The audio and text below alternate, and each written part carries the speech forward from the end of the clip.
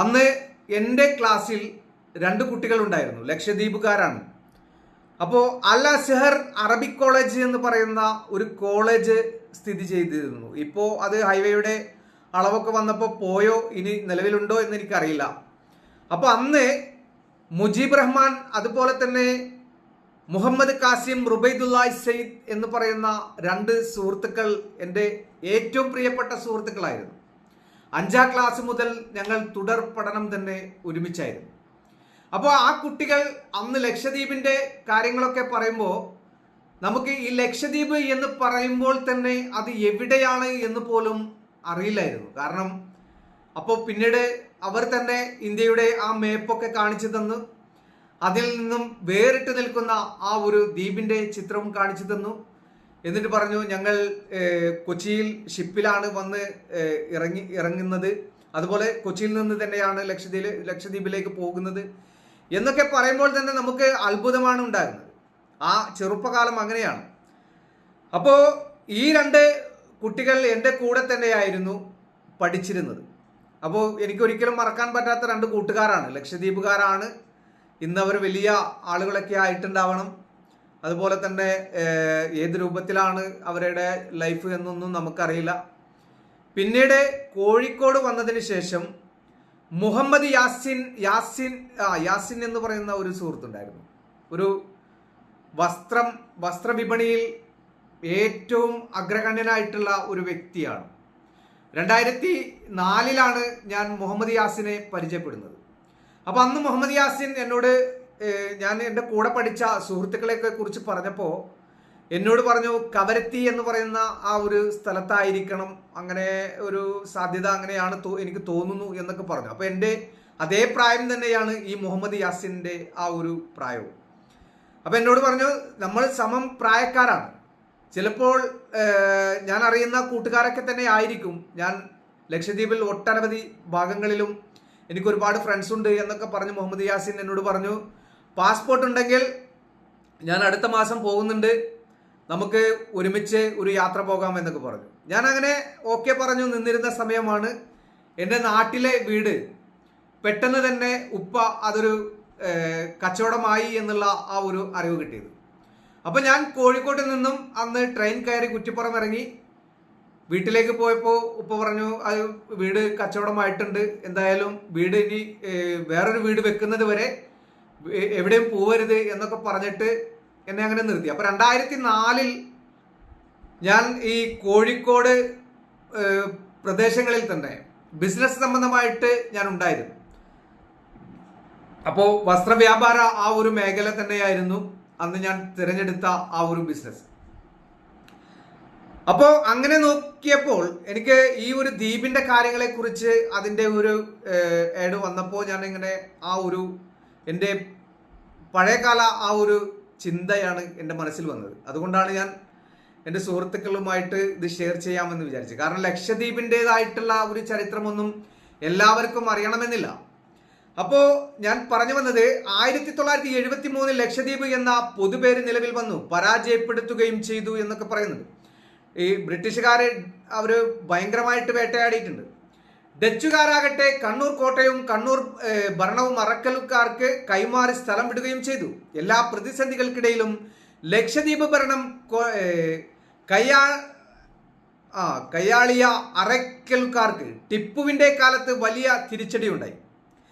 ദ്വീപിൽ നിന്നുള്ള വരുമാനമെടുക്കുന്നതിന് പുറത്ത് ക്ഷേമത്തിൽ ശ്രദ്ധിക്കാതിരുന്നതും നികുതിയായി വൻതുക ഈടാക്കുന്നതും അവിടുത്തെ കടുത്ത പ്രക്ഷോഭത്തിനിടയാക്കി.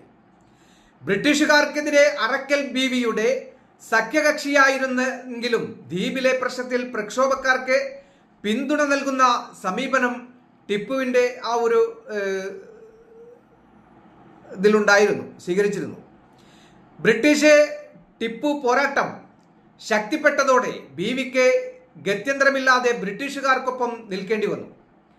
ബോംബെ ഗവർണർ ആൽബർട്ട് ക്രോബി നേരിട്ട് നയിച്ച സൈന്യം 1790 കണ്ണൂർ കോട്ട പിടിച്ചടക്കി മലബാർ അപ്പാടെ അധീനതയിലാക്കിയെങ്കിലും ലക്ഷദ്വീപ് അറക്കൽ ബീവിയുടെ അധീനതയിൽ തന്നെ നിലനിന്നു എന്നുള്ളതാണ്. 15,000 രൂപ കപ്പം കൊടുക്കണമെന്ന വ്യവസ്ഥയും ഉണ്ടായി. എനിക്ക് മറ്റൊരു കാര്യം, ഞാൻ ഇപ്പോൾ ഒട്ടനവധി നമ്മുടെ രാജ്യത്ത് സഞ്ചരിച്ചത് കൊണ്ട്, രാജ്യം വിട്ട് സഞ്ചരിച്ചത് കൊണ്ടും, അതുപോലെ തന്നെ ചരിത്രങ്ങളിൽ എനിക്ക് ഭയങ്കര താല്പര്യമാണ്. ചരിത്രം എന്ന് പറഞ്ഞാൽ അത് എത്ര ഇരുന്ന് ഞാനത് വായിച്ച് മനസ്സിലാക്കാൻ എനിക്ക് അതിന് യാതൊരുവിധ ബോറടിയുമില്ല. കാരണം ആദ്യകാല ചരിത്രം, നമ്മുടെ ഇന്ത്യയുടെ ചരിത്രമാണെങ്കിലും അതുപോലെ തന്നെ ഈ ഇന്ത്യയിൽ ഉൾപ്പെട്ടത് ഈ കൊച്ചു കേരളത്തിലെ ആ ഒരു മുൻകാല ചരിത്രങ്ങളൊക്കെ ചികഞ്ഞെടുത്ത് ലൈബ്രറിയിൽ നിന്നുമൊക്കെ ഒരുപാട് പുസ്തകങ്ങളിലൂടെയും ഒക്കെ നമ്മൾ ഓരോ ആ വിഷയങ്ങളെക്കുറിച്ചും പഠിച്ചിട്ടുണ്ട്. അപ്പോൾ എനിക്ക് ഹിസ്റ്ററി ഭയങ്കര താല്പര്യമാണ്. അപ്പോൾ ഇന്ത്യ മാത്രമല്ല, അതർ കൺട്രി ആണെങ്കിലും ഹിസ്റ്ററി എനിക്ക് ഭയങ്കര താല്പര്യമാണ്. അപ്പം ഞാൻ ഇപ്പൊ ഇന്ത്യയുടെ ഒട്ടനവധി സ്ഥലങ്ങളിൽ സഞ്ചരിച്ചപ്പോൾ ആദ്യകാലങ്ങളിൽ ഓരോ രാജാക്കന്മാരും അവരുടെ ആ ഒരു മേൽക്കോയ്മയിൽ വെട്ടിപ്പിടിച്ച് എടുത്ത കോട്ടയും അതുപോലെ തന്നെ ആ പ്രദേശങ്ങളും അതുപോലെ തന്നെ അവിടെയുള്ള ജനങ്ങളെ അവരുടെ ഭരണത്തിലേക്ക് കൊണ്ടുവന്ന് അവരുടെ പടയാളികളാക്കി മാറ്റിയതും, അങ്ങനെ ഒട്ടനവധി സംഭവങ്ങൾ. രാജഭരണത്തിന്റെ കീഴിൽ ഏതൊക്കെ രീതിയിലാണോ രാജാക്കന്മാരുടെ ആ ഒരു പ്രഹസനങ്ങൾ ഉണ്ടായിട്ടുള്ളത്, അത്തരം സംഭവങ്ങൾ വർഷങ്ങൾക്ക് ശേഷം എന്നെപ്പോലെയുള്ള ആളുകൾ ചരിത്രങ്ങൾ മനസ്സിലാക്കുമ്പോൾ എന്തിനു വേണ്ടിയായിരുന്നു എന്നുള്ള ഒരു ചോദ്യം, ആ എന്തിനു വേണ്ടിയായിരുന്നു ആ രാജാക്കന്മാർ ഒരുപാട് മനുഷ്യരെ കൊന്നൊടുക്കുകയും അതുപോലെ തന്നെ രാജ്യം പിടിച്ചെടുക്കുകയും അതുപോലെ ബിസിനസ് മേഖലകളിലൊക്കെ ഇടിച്ചു കയറി ആ നികുതി പിരിവും മറ്റുമൊക്കെയായിട്ട് വളരെ താഴ്ന്ന തട്ടിൽ നിൽക്കുന്ന സാധാരണക്കാരെ ചവിട്ടി മെതിച്ചുകൊണ്ട് ആ ഒരു മേൽക്കോയ്മയിൽ നിന്ന ഒരുപാട് രാജാക്കന്മാരുടെ ചരിത്രമുറങ്ങുന്ന മണ്ണാണ് നമ്മുടെ ഇന്ത്യ. അപ്പോ വർഷങ്ങൾക്ക് ശേഷം ഇത്തരം ചരിത്രങ്ങൾ വായിക്കുമ്പോൾ, അതല്ലെങ്കിൽ ആ ചരിത്രത്തിലൂടെ എന്താണ് നേടിയത് എന്നുള്ളതിനെ കുറിച്ച് മനസ്സിലാക്കുമ്പോൾ, ഒരുപാട് പാവങ്ങൾ മരണപ്പെട്ടു. ചതിയിലൂടെയും വഞ്ചനയിലൂടെയും ഒരുപാട് സാധാരണക്കാരായിട്ടുള്ള പാവപ്പെട്ട മനുഷ്യർ ഈ പറയുന്ന നമ്മുടെ രാജ്യത്തിന് വേണ്ടിയാണ്, നമ്മുടെ രാജ്യത്തിന്റെ പുരോഗതിക്ക് വേണ്ടിയാണ് എന്നൊക്കെ പറഞ്ഞ് ചരിത്രം കുറിച്ചു വെച്ച ആളുകളോടും എനിക്ക് ചോദിക്കാനുള്ള ഒരു ചോദ്യം അത് തന്നെയാണ്. എന്തിനു വേണ്ടിയായിരുന്നു? ആർക്ക് വേണ്ടിയായിരുന്നു? കാലം സഞ്ചരിക്കുന്നതിനനുസരിച്ച് ഒരു രാജാക്കന്മാരുടെ നീതിയും ഇവിടെ സാധ്യമാകുന്നില്ല. രാജഭരണം വേറെ, ഇന്നത്തെ ആ ഒരു ഇന്ത്യയുടെ ഭരണ സംവിധാനം വേറെ.